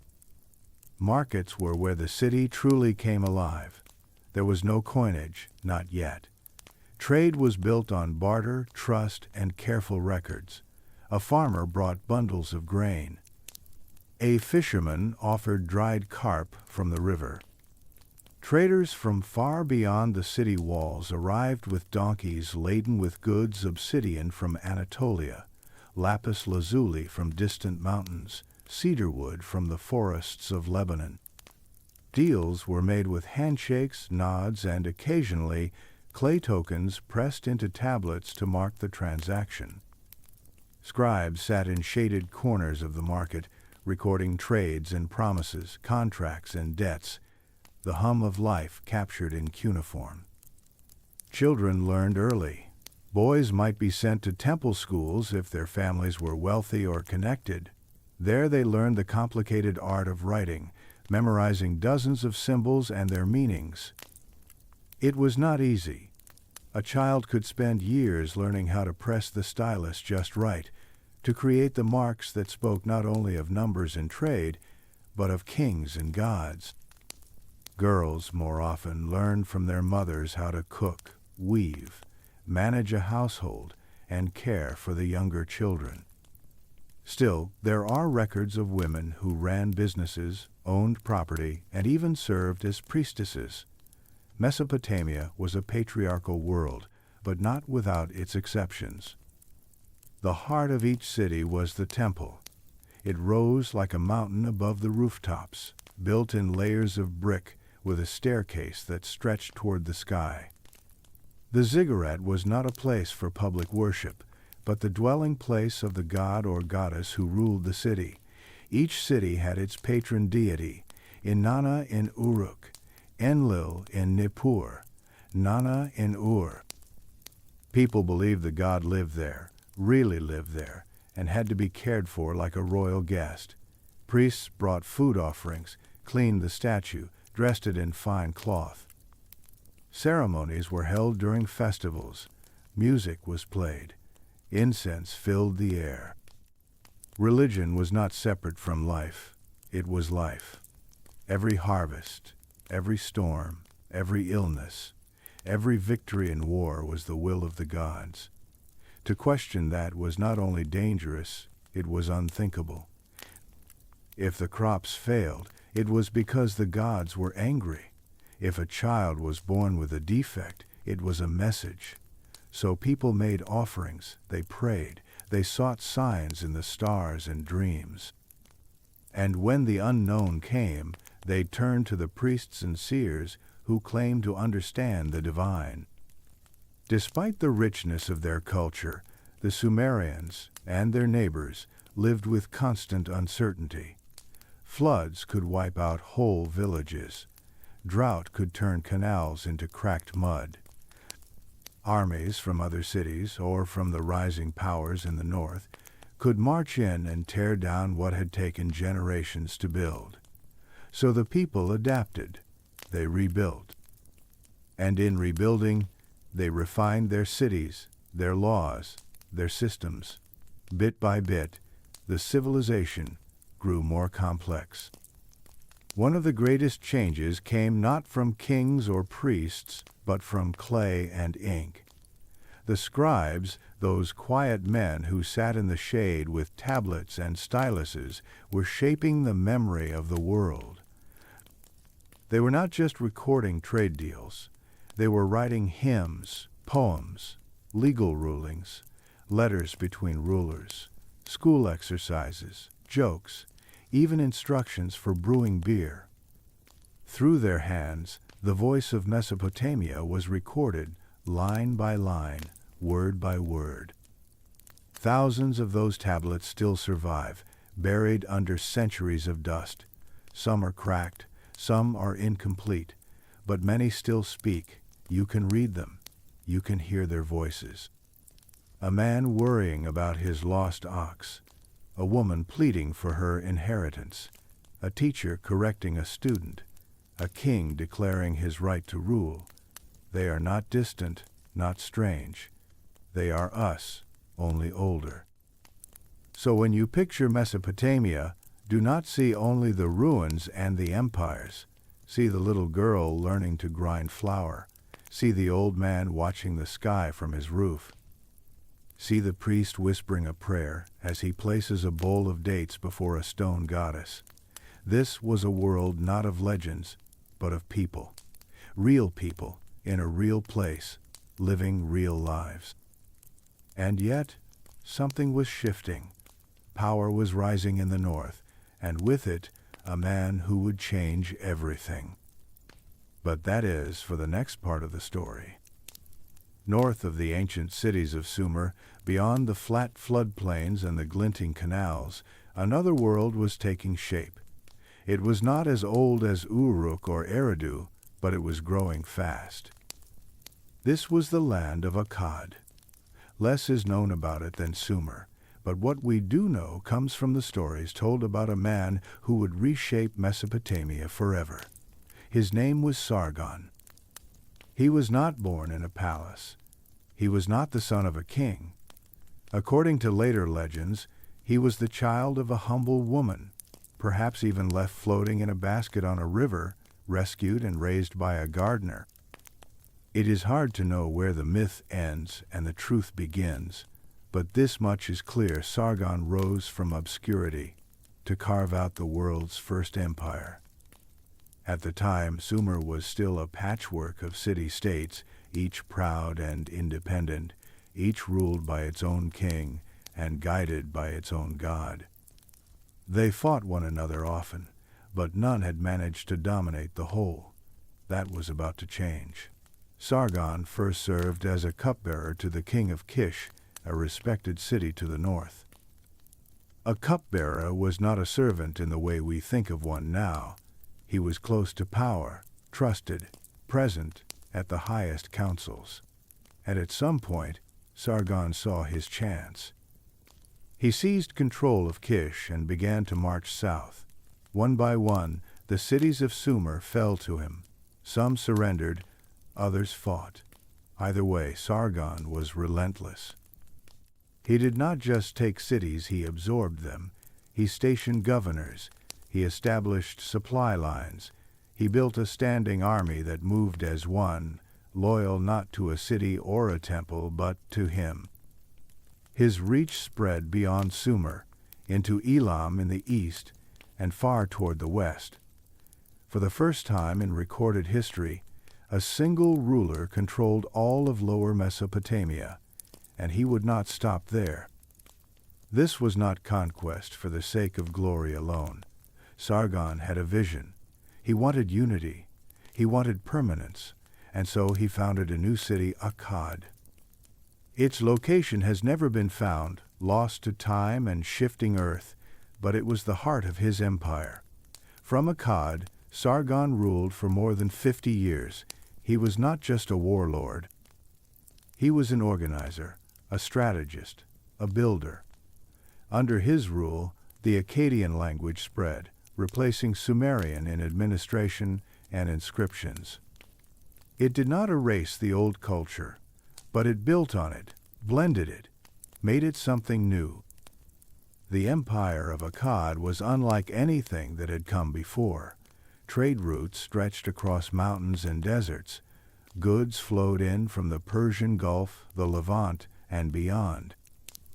The wealth of the empire was staggering, and Sargon made sure his image was known throughout it. His likeness, carved into stone, was set in temples and gates. His name appeared on tablets from distant towns. He was not just a king, he was the king, chosen by the gods to rule the world. But empires are not held together by swords alone. They require administration, supply, diplomacy, and fear. Sargon was skilled in all of them, but even he faced resistance. The South never fully accepted Akkadian rule. Revolts flared up again and again. Temples resented the new governors. Scribes and priests, who had lived under centuries of local kings, did not give up their power easily. Still, Sargon crushed the uprisings and held the empire together until his death. After him came his grandson, Naram-Sin. And with Naram-Sin, the empire reached its peak and its breaking point. Naram-Sin was bold, ambitious, and ruthless. He declared himself a god, a living deity, the king of the four quarters of the world. That title alone tells you everything. No longer just the land between rivers, no longer just Mesopotamia. He believed he ruled the entire known world. His image, shown with a horned helmet normally worn by gods, still survives carved in stone. It shows him climbing over the bodies of his enemies, victorious, divine, unstoppable. But even gods fall. Naram-Sin's reign was marked by growing unrest. Climate patterns began to shift. Drought gripped the land. Crops failed. Famine spread. The same rivers that had once brought life now brought nothing. At the same time, pressure from outside the empire increased. Mountain tribes to the east, long considered little more than raiders, began to press in with greater force and coordination. They were known as the Gutians, and they would play a part in what came next. The fall of Akkad did not come in a single battle. It was slow. Cities began to break away. Provinces stopped paying tribute. The central government weakened. Records grew thinner. As always, myths grew to fill the silence. One later tablet described how Naram-Sin angered the gods, who then cursed his empire. It tells of omens and dreams, of temples abandoned, of statues weeping. Whether or not those stories are true, they reflect something real. The people of Mesopotamia felt that something sacred had been broken. In the end, Akkad vanished as quickly as it rose.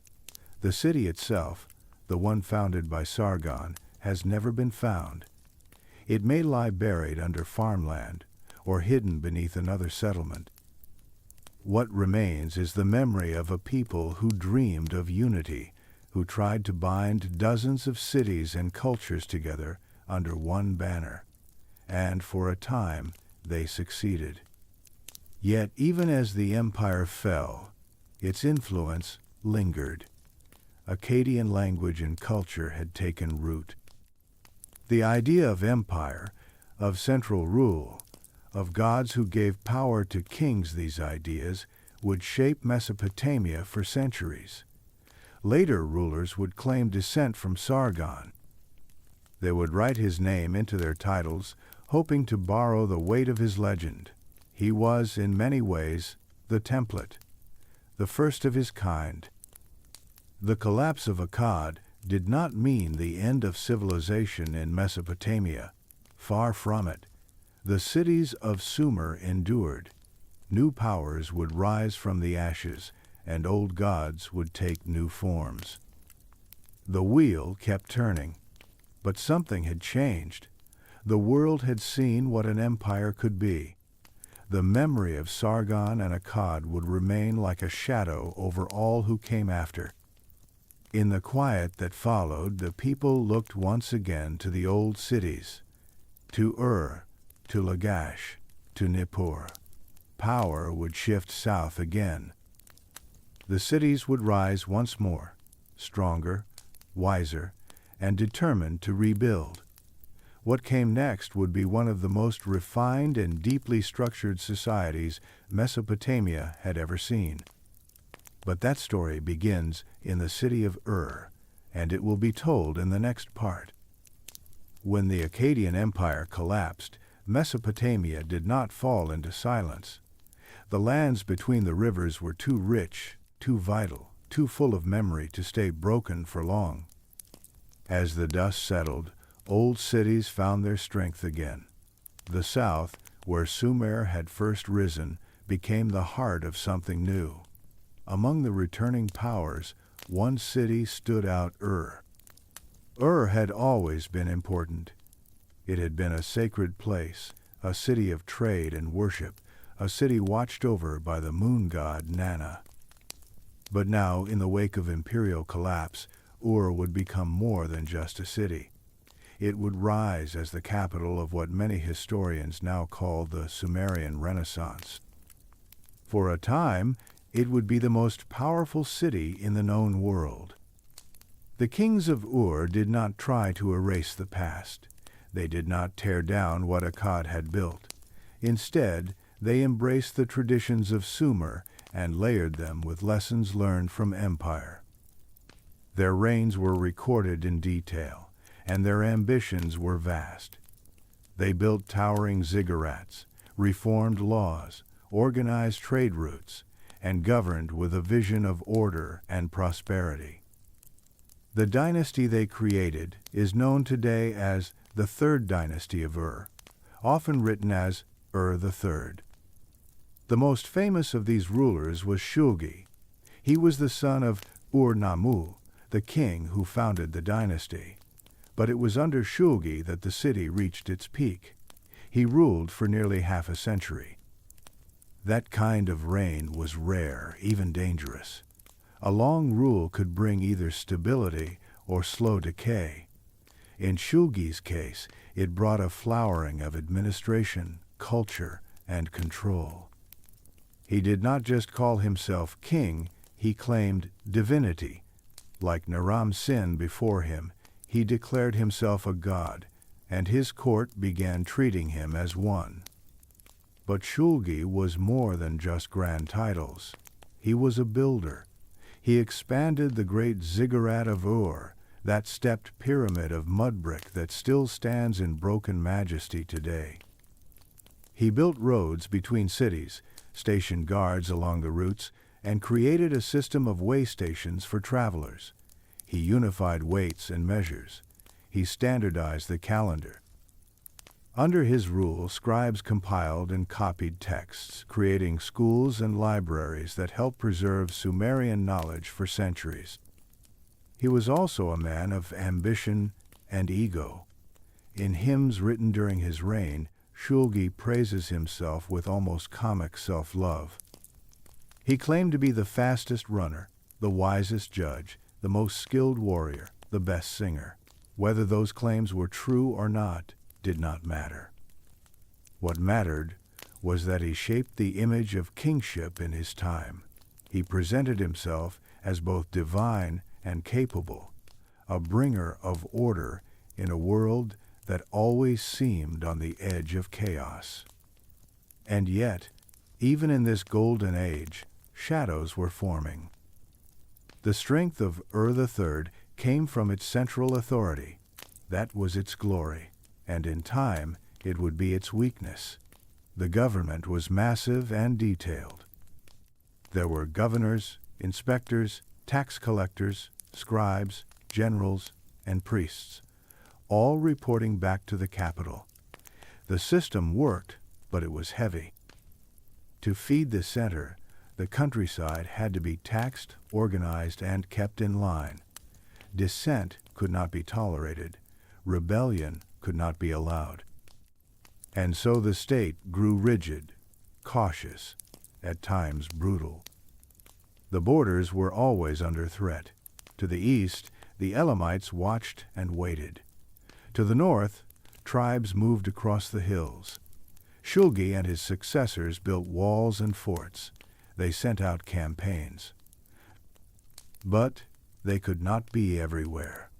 The empire needed loyal governors, stable weather, a steady flow of grain, and peace among the cities.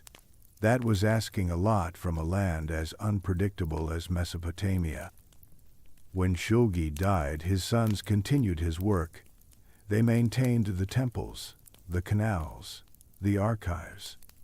But they also faced growing unrest. The outer cities began to resist the central control. The flow of tribute slowed. The priesthood, once an ally, grew wary of royal power.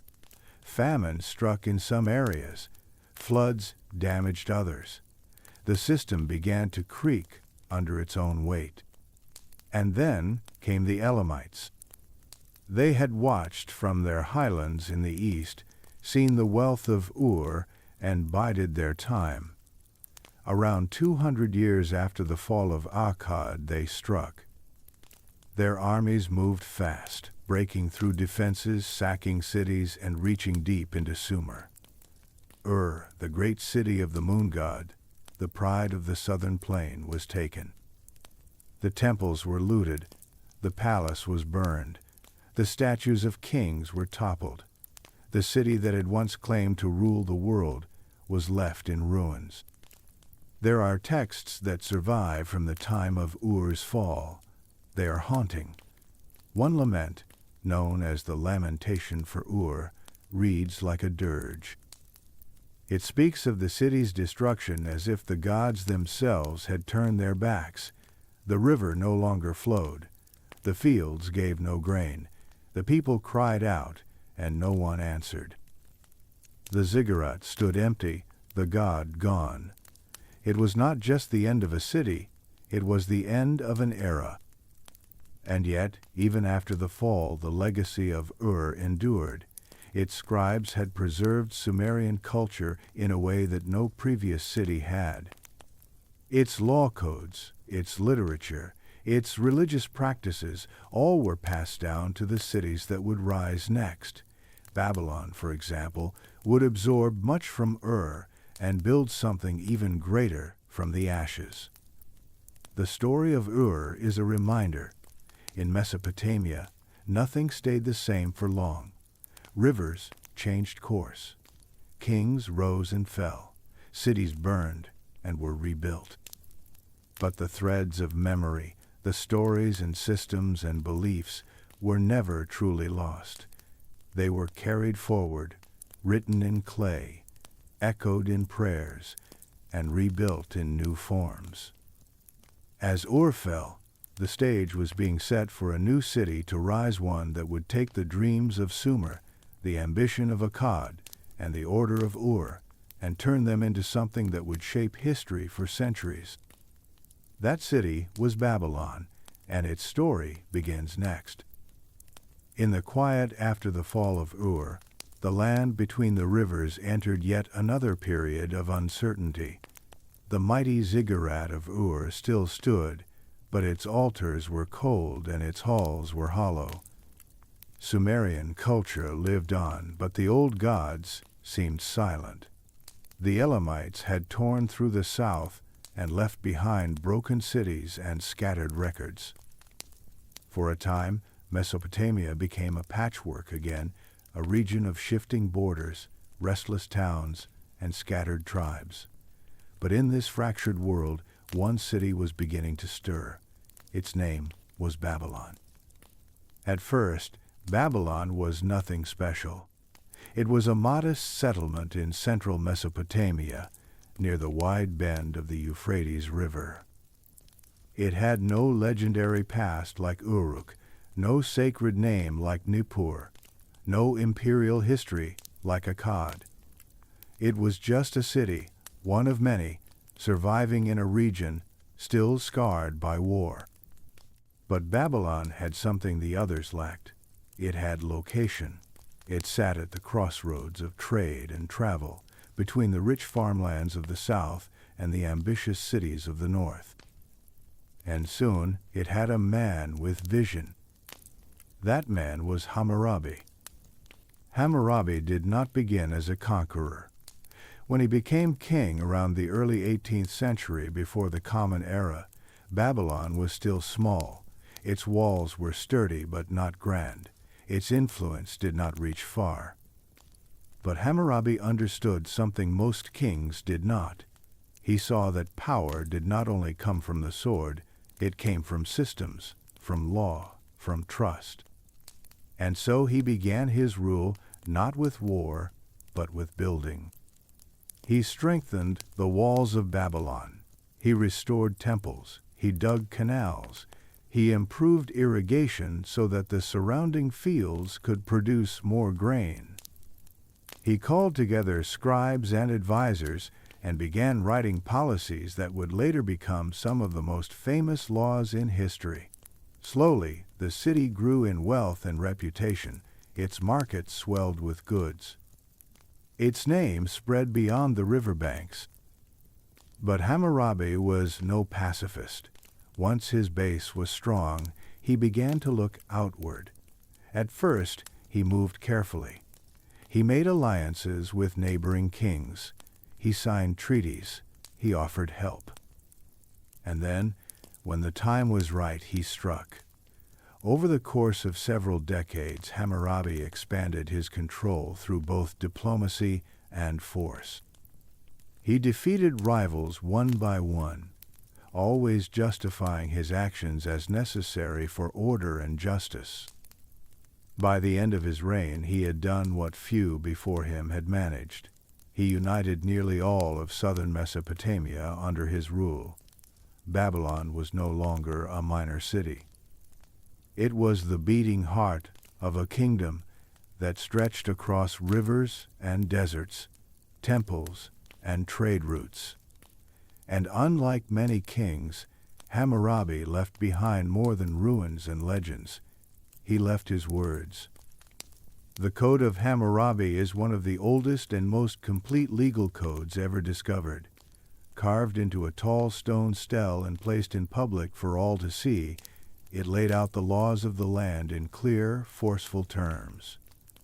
There were laws for trade, marriage, theft, assault, debt, slavery, and inheritance. There were punishments, often harsh, meant to match the crime. And above all, there was a message that justice was not the whim of kings, but the foundation of society. At the top of the stone, Hammurabi is shown receiving the law from Shamash, the god of justice and the sun. This image was powerful.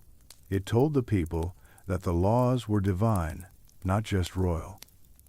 That the king was not just a ruler, but a servant of higher order. In a time when power often meant little more than force, this was revolutionary. But Babylon was more than law and order. It became a cultural and religious center. The god Marduk, once a local deity, rose to prominence. Under Hammurabi and his successors, Marduk was declared king of the gods. His temple, called Esagila, became one of the most important in the region.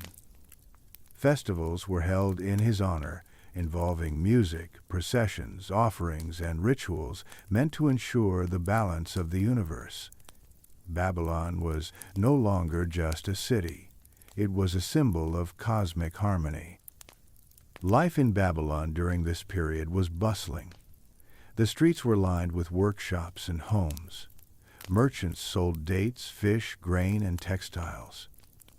Children attended scribal schools, learning to read and write cuneiform. Judges presided over court disputes, reading from clay tablets. Priests oversaw ceremonies and made astronomical observations. Artisans carved images of gods and kings. Farmers brought their grain to the city storehouses. Everything was recorded, counted, and organized. Clay tablets from this era give us a surprisingly detailed view of daily life. We know about the prices of donkeys, the weight of silver in a fine robe, the punishment for breaking an irrigation canal, and even the details of a marriage contract. The records show a society that valued order and memory, where almost nothing was left unwritten. These tablets were baked or left to dry and then stored in archives. Thousands of them survive today, silent witnesses to a world long gone. Despite its strength, Babylon's golden age under Hammurabi did not last forever. After his death, his empire began to weaken. His successors struggled to hold together the vast territory he had built. Revolts broke out, rivals grew bold again, and eventually the empire fractured. Babylon remained important, but the unity Hammurabi had forged could not be sustained. Still, the legacy of Babylon was secure. The very name of the city would echo through time. It would rise again in future centuries, greater and grander than before. But even in this early moment, Babylon had already shaped the world.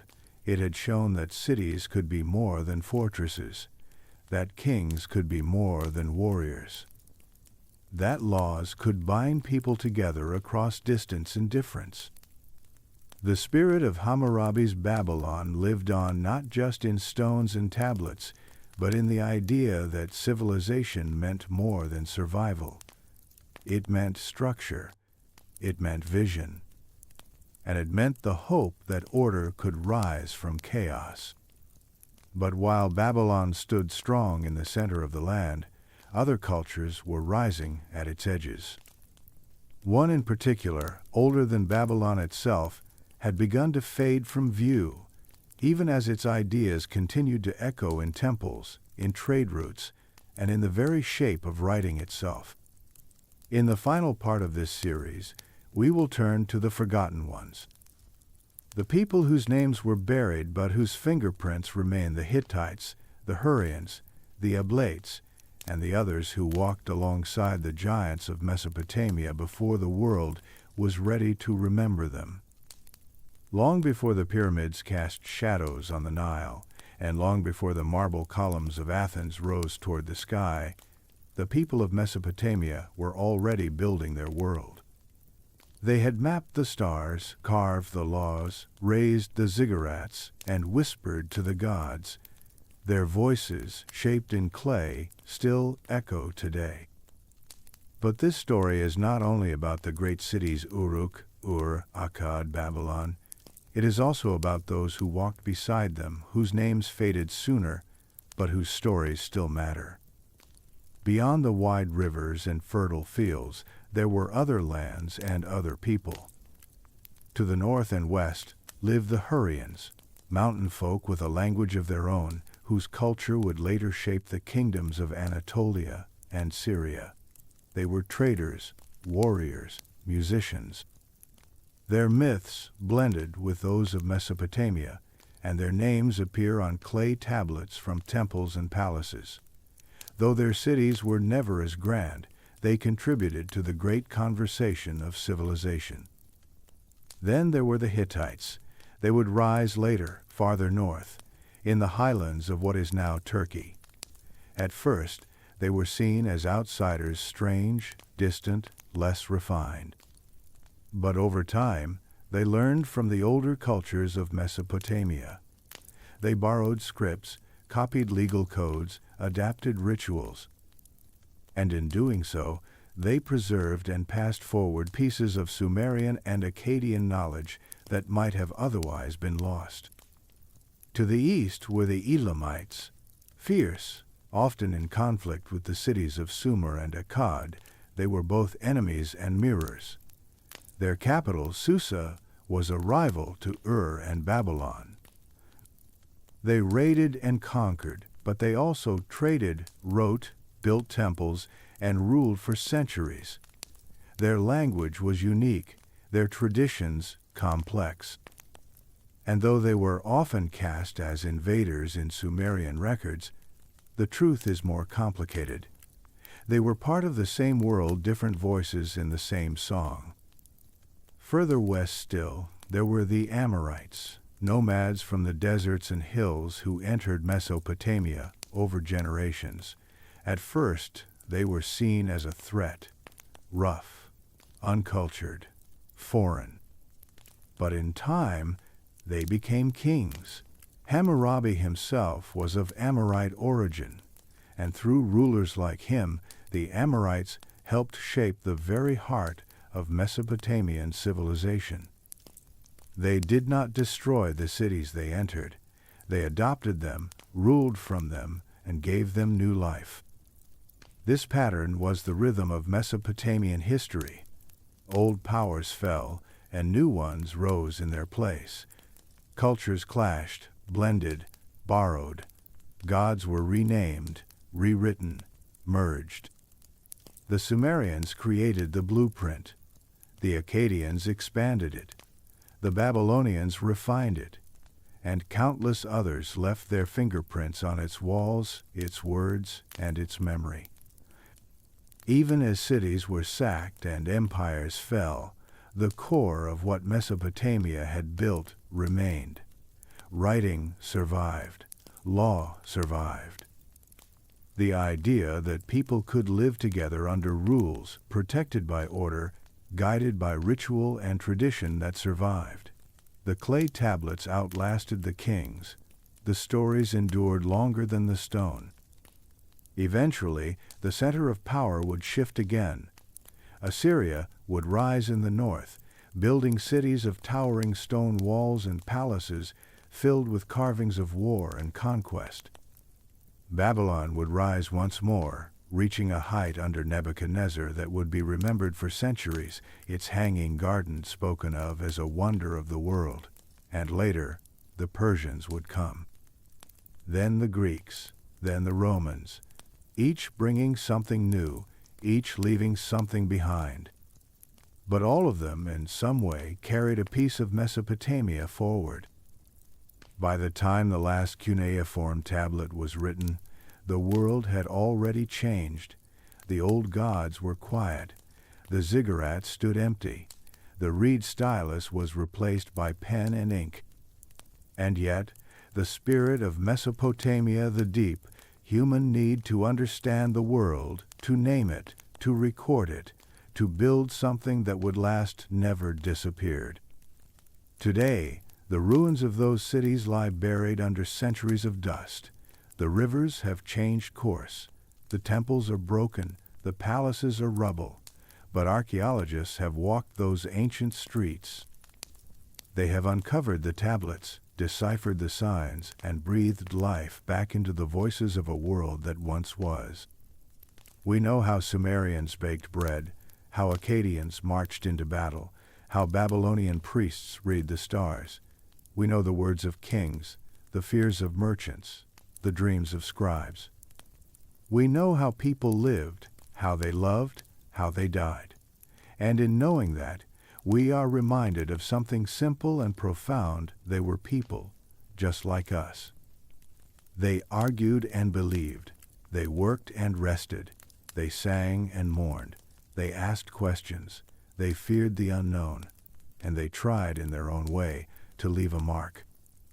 Not to dominate the world, but to make sense of it, to shape it, to remember it, and in doing so, they shaped all of us. Civilization did not begin with a single spark.